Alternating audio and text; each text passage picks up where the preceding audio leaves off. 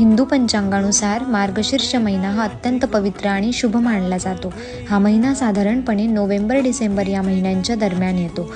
या काळात भगवान श्रीकृष्ण, भगवान विष्णू आणि लक्ष्मी मातेची विशेष पूजा केली जाते.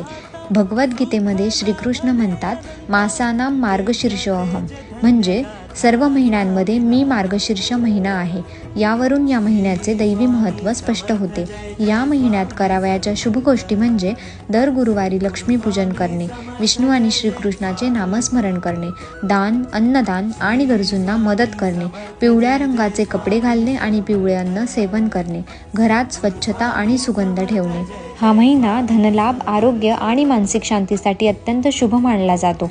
मार्गशीर्ष महिना हा आपल्याला श्रद्धा, भक्ती आणि सकारात्मकतेकडे नेणारा कालखंड आहे. म्हणूनच या महिन्यात चांगले कर्म करा, देवभक्ती करा आणि लक्ष्मी मातेची कृपा मिळवा.